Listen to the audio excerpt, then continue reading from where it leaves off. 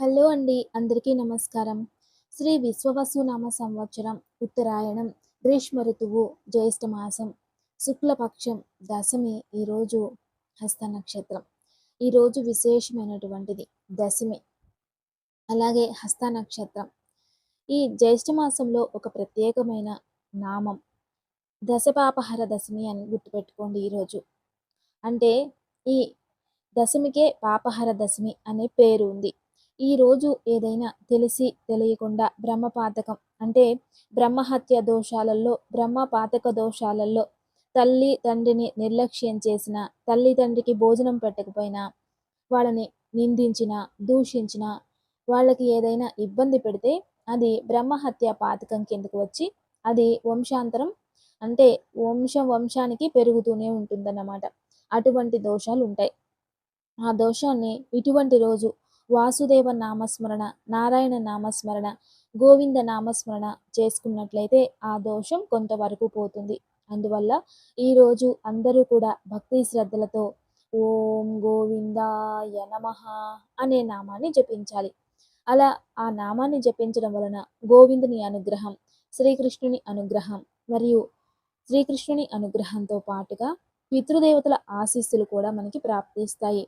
మన పాపకర్మం అనేది పోతుంది. ఎప్పుడైతే పాపం దహించబడుతూ ఉంటుందో తెలియకుండానే అక్కడ పుణ్యం అభివృద్ధి చెందుతూ ఉంటుంది. అప్పుడు మీ జీవన శైలిలో, మీరు వెళ్ళే దారిలో ఆటంకాలు రాకుండా ఉంటాయి.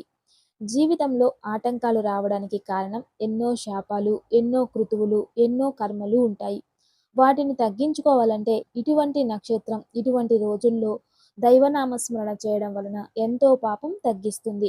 అలా ఈరోజు భక్తి శ్రద్ధలతో ఓం గోవిందాయ నమః అనే నామాన్ని జపించాలి. ఓం గోవిందాయ నమః, ఓం గోవిందాయ నమః, ఓం గోవిందాయ నమః అనే ఈ నామాన్ని అందరూ జపించండి. ఇక ఈరోజు మంచి మాట. మన జీవితంలో ఎన్నో దుర్ఘటనల్ని చూస్తూ ఉంటాం. జీవితంలో ఎన్నో అనుభవించి ఉంటాం. ఎన్నో త్యాగాలు చేసుంటాం. ఎన్నో అవమానాలు పడుంటాం. ఎన్నో నిందలొచ్చుంటాయి. అదే విధానంగా ఎన్నో గౌరవాలు కూడా పొందుంటారు. ఇది మానవ జన్మలో సహజమైన గుణం.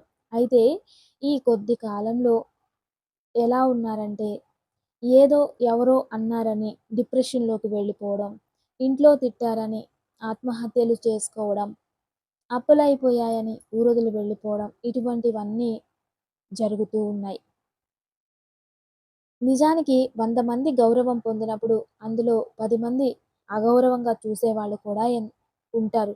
ఎందుకంటే వాళ్ళు మిమ్మల్ని చూస్తే ఈర్ష్య కావచ్చు, అసూయ కావచ్చు, మిమ్మల్ని చూస్తే ఏదో వాళ్ళకి బాధ కలగచ్చు. మీరున్న సంతోషంలో, సుఖంలో, మీరున్న ఆనందంతో మీరు తృప్తిగా బతకడం వాళ్ళకి ఇష్టం ఉండకపోవచ్చు. అందువల్ల మీరు ఎంత మంచిగా ఉన్నప్పటికీ వాళ్ళు మిమ్మల్ని దూషించడమో, లేదా మీ కీర్తికి భంగం తీసుకురావడమో, లేదంటే మీ గురించి ఏదైనా చెడు మాట్లాడడమో, పక్క వాళ్ళకి చెడుగా చెప్పడమో చేస్తూ ఉంటారు.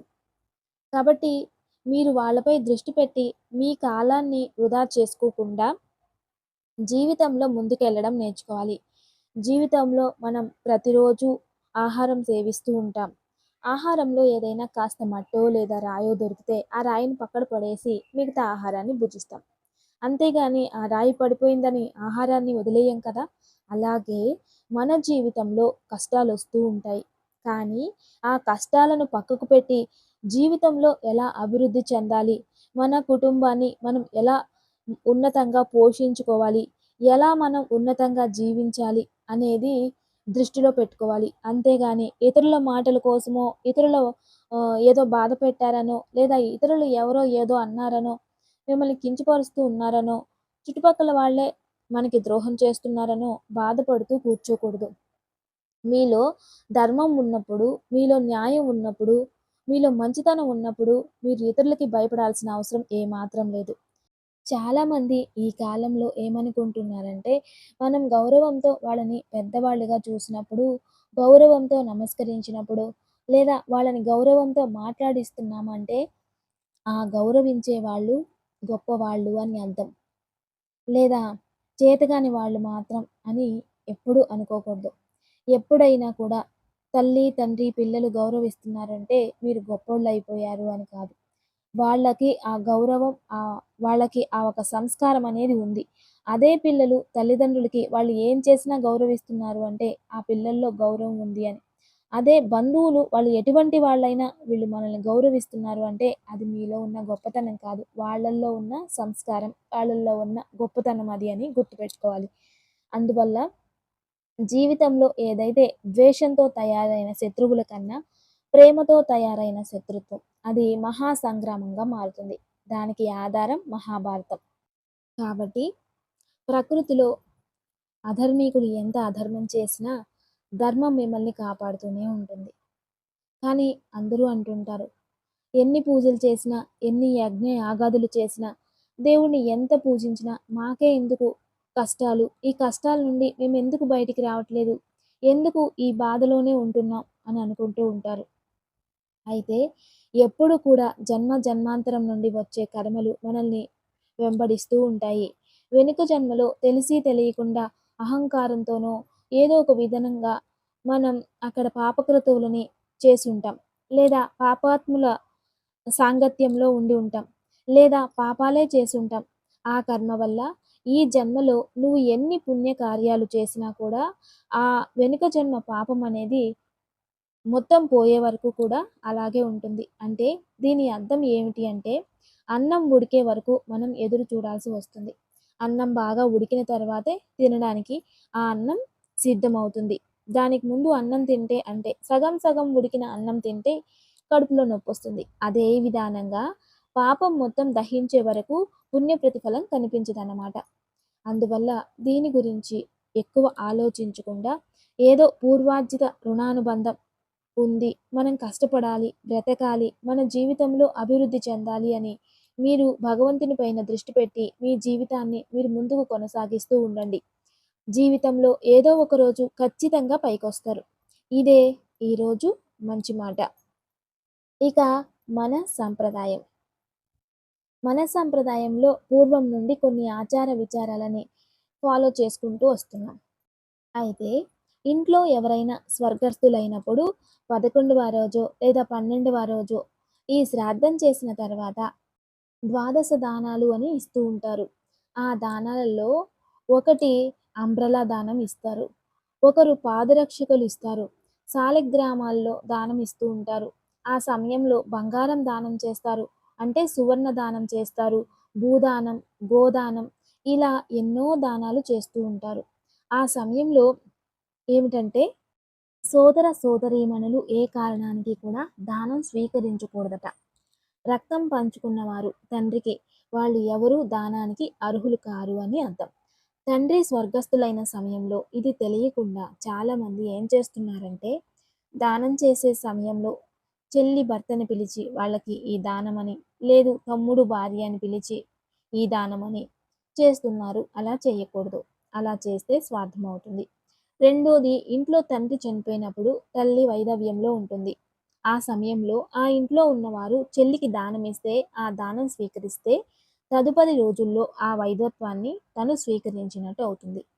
కాబట్టి ఏ కారణానికి అది స్వీకరించకూడదు. అదే తల్లి సుమంగళిగా ఉన్నప్పుడు స్వీకరిస్తే ఆ కూతురు కూడా సుమంగళి యోగం ప్రాప్తిస్తుంది. అంతేకాదు తండ్రి స్వర్గస్థులైనప్పుడు వాళ్ళ ఆభరణాలు ఏ కారణానికి కూడా కూతురు ధరించకూడదు అని శాస్త్రంలో ఉంది. కూతురు, అల్లుడు దాన్ని స్వీకరించకూడదు. ఎప్పుడు అంటే పుత్రుడు లేనప్పుడు అంటే అందరూ ఆడపిల్లలే ఉంటారు అనుకున్నప్పుడు ఆ తండ్రి ఆభరణాలు భార్య స్వీకరిస్తుంది. లేదంటే పుత్రికలు స్వీకరిస్తారు. వాళ్ళకేమైనా కొడుకులు అంటే పుత్రులు ఉన్నారనుకోండి వంశవృద్ధి అలా ఉంటే ఏదైతే నగలు, బంగారం ఏదైతే ఉంటుందో అది ఆ పుత్ర సంతానం వాళ్ళ పుత్ర సంతానమే స్వీకరించాలి. కానీ ఆడపిల్లలు తండ్రి నగలు స్వీకరిస్తే ఖచ్చితంగా దాని కర్మఫలం వాళ్ళు అక్కడికి తీసుకెళ్ళినట్టు. వాటిని కూడా పితృదోషాల కిందే పరిగణిస్తారు. కాబట్టి అటువంటివి వచ్చిన పితృదోషాలు ఎన్నో తెలియకుండా మన జీవితంలో వంశస్థులు తీసుకొని వచ్చేస్తూ ఉంటారు. ఇక దానము అంటే సపాత్ర దానము. సపాత్రులకే దానం ఇవ్వాలి. అర్హత లేని వారికి దానం ఇస్తే వాళ్ళ దగ్గర ఏది ఉందో అది నీకు ప్రాప్తిస్తుంది అని ఉంది. అందువల్ల దానంలో శ్రేష్టమైన దానం సపాత్ర దానం.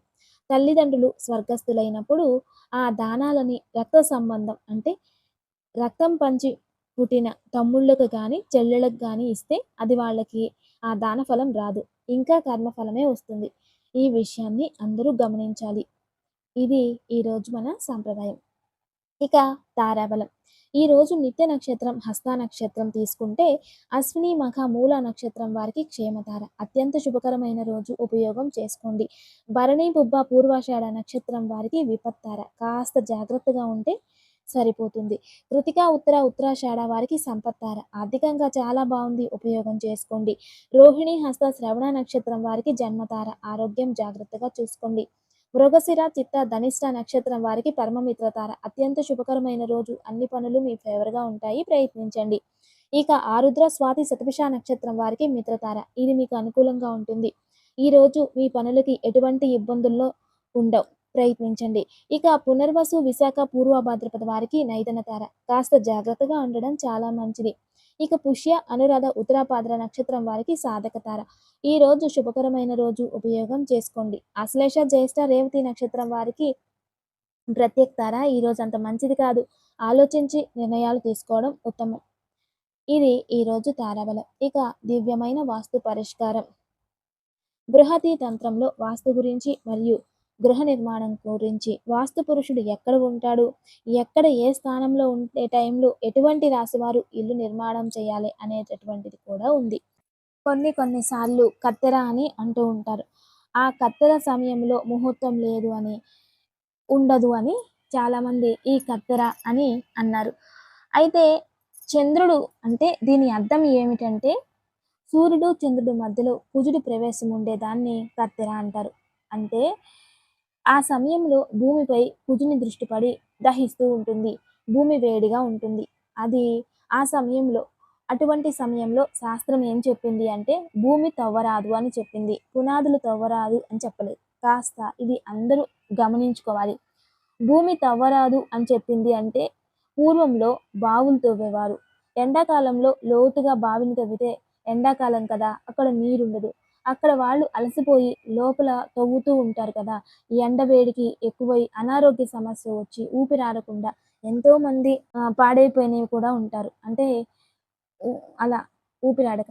పూర్వంలో ఎండాకాలంలో బావిలు తవ్వి ఆ కత్తెర టైంలో అలా అవుతున్నారు. అందువలన దాన్ని నిశ్శబ్దం అన్నారు. రెండోది కొలిమి పని. కొలిమి పని అంటే ఈ యొక్క ఐరన్ కొడుతూ ఉంటారు కదా, నిప్పుల ముందు కూర్చొని వాళ్ళు ఈ యొక్క ఆ స్టీల్‌ని అంటే ఇనుముని కాలుస్తూ ఆ వేడి శరీరానికి వచ్చి వేడి తాకి వడదెబ్బలు తాకొచ్చు అనే దృష్టితో అవి చేయకూడదు అన్నారు. కానీ పునాది పూజ చేయకూడదు అని ఎక్కడా కూడా లేదట. ఈ పునాది అంటే ఏమిటి? భూమి తవ్వడం.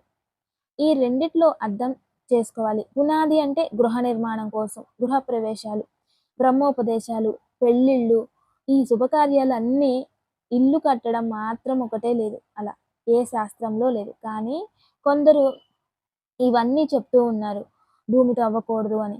దాన్ని చదివిన వాళ్ళు ఇంకొకరు పునాది తీయకూడదు అని కూడా అంటూ ఉన్నారు. ఇలా జ్యోతిష్య శాస్త్రంలో అయితే ఎక్కడా లేదు. కాబట్టి ఇది అందరూ గమనించాలి. ఇంకా ఇంకొక ఇంపార్టెంట్ విషయం ఏమిటంటే కత్తెర టైంలో పునాది తీయొచ్చు, అది తప్పేం లేదు. ఆ సమయంలో మనం భూమిని తీసిన తర్వాత జస్ట్ లోపల పునాది తీసి అక్కడ పూజ చేసిన తర్వాత వర్షం అధికంగా ఉంటే శాస్త్రమే చెప్పింది ఇది. పునాది తీసిన తర్వాత వర్షం నీరు దాంట్లో చేరుకొని ఆ వర్షపు నీరు ఎండితే అక్కడ స్థానబలం అభివృద్ధి అధికమవుతుందట. ఇప్పుడు ఆగస్టు సెప్టెంబర్లో చేస్తారు. చేసిన తర్వాత వర్షపు నీరు పడదు. అంత లోపల అది మోల్డ్ అయిపోతుంది. అప్పుడు వరుణుడు ఎక్కడ లోపలికి వెళ్తాడు? వెళ్ళలేడు కదా. వరుణుడు లోపలికి వెళ్ళకపోతే అప్పుడు స్థానబలం ఎలా పెరుగుతుంది? పెరగదు కదా. ఇవన్నీ కాస్త వైజ్ఞానికంగా, సైకలాజికల్‌గా దాని వెనుక ఉన్న ఎన్నో అర్థాలు ఇవన్నీ తెలుసుకొని అర్థం చేసుకోవాలి. ఇక రెండోది, భూమి తవ్వేటప్పుడు గజాయం మంచిది, ధ్వజాయం మంచిది, వృషభాయము మంచిదే. ఇక అందరికీ కూడా గజాయంలో ఉండేవారు చూడండి. గజాయంలో ఉన్నవారు బిజినెస్ మెన్స్, ధ్వజాయంలో ఉన్నవారు రాజకీయంలో అభివృద్ధి అవుతారు అని. ఇక టీచర్స్, లోక కళ్యాణం కోసం బతికేవారు, గవర్నమెంట్ ఎంప్లాయీస్ వీళ్ళంతా కూడా సాధారణంగా వ్యవసాయం చేసేవాళ్ళు వృషభాయం, సింహాయం మంచిదని చేస్తున్నారు. ఇక పక్కన వాళ్ళంతా మీ పైన గొడవలు, వాళ్ళపైన మీరు గొడవలు, ఇలా దీనివల్ల ఊరు వదిలి వెళ్ళిపోయే పరిస్థితులు వస్తూ ఉంటాయి. అలా 9 రకాల ఆయాలున్నాయి.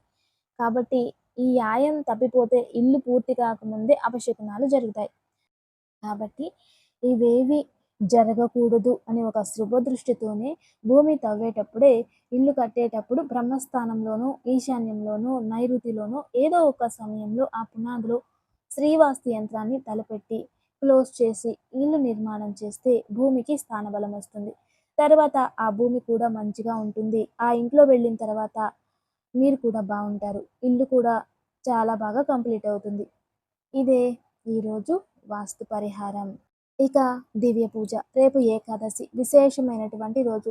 దగ్గరలో ఏదైనా విష్ణు ఆలయం ఉంటే వెళ్ళి 2 నువ్వుల నూనెతో దీపాలు వెలిగించి, ఒకంత తులసి తీసుకెళ్ళిచ్చి, అయితే విష్ణు సహస్రనామం చదవండి. లేదంటే ఇంట్లో శాలిగ్రామం ఉంటే శాలిగ్రామ పూజ చేసి, తులసి అర్చన చేసి, తర్వాత విష్ణు సహస్రనామం చదవండి. దీనివలన పితృదోషాలు తగ్గుతాయి.